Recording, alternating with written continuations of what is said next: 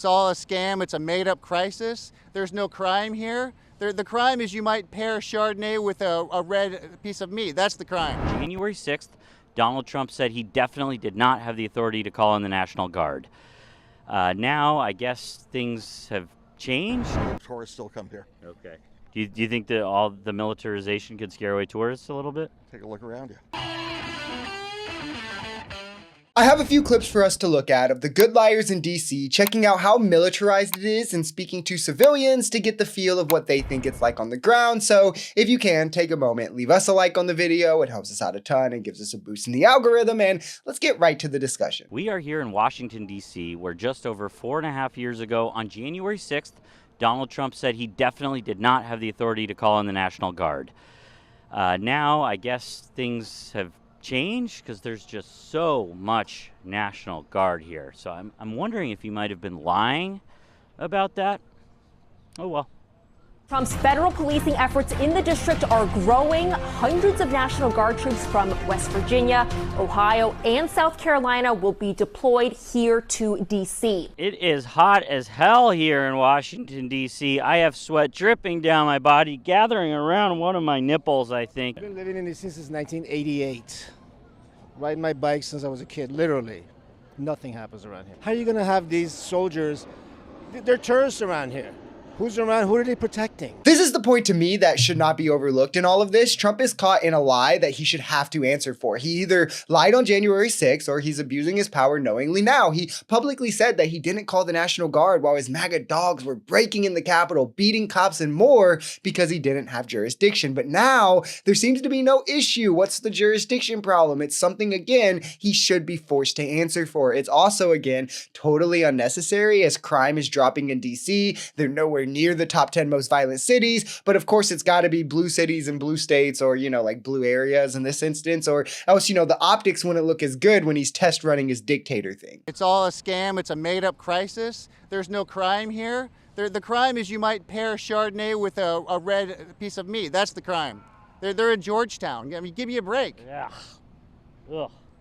Sorry, I got a little sick thinking about that. Right. DC crime is not that bad. When I used to live in back in the day, it was so bad. I always tell everyone, we took 20 steps forward.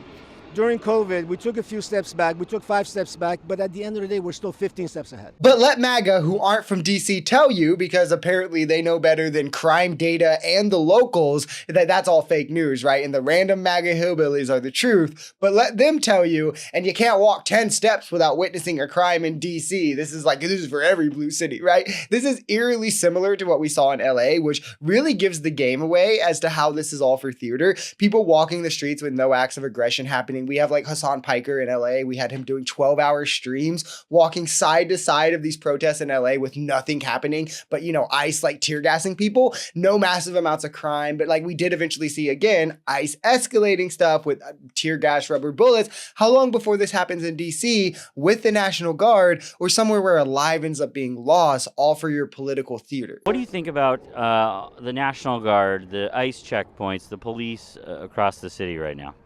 Unnecessary. Why do you think it's unnecessary? Was last time you heard about a crime here at Lincoln Memorial? And as those heavily armed troops patrol a variety of locations across D.C., the White House saying the move is not meant to scare away tourists. DC feels dead as shit to me today.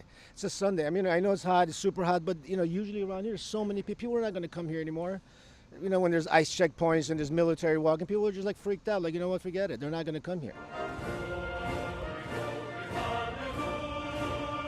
I hope tourists still come here. Okay. Do you think that all the militarization could scare away tourists a little bit? Take a look around you. This is another part that I haven't put much thought into, but I think is true probably. Trump wants to hurt these areas and states financially for being what he perceives political enemies, because he of course doesn't actually care about the Americans in them. He doesn't care about the people. And a big way to do so is to hurt them with their tourism numbers, because these cities bring billions of dollars in revenue through that. In DC, they receive over 11 billion in visitor spending, over 2 billion in direct tax revenue from tourism, and have over 100,000 jobs created by it. The average DC DC household saves over $3,000 in taxes from it. So this is something Trump can play with and try to affect to be like, blue bad, but it's really his fault again, which is why only blue cities that are tourist destinations have been targeted. The pattern speaks to the behavior. LA, DC, Chicago, he said, is next. New York is mentioned as well. I mean, the game plan there seems clear as day. All 4 of those cities rely heavily on tourism.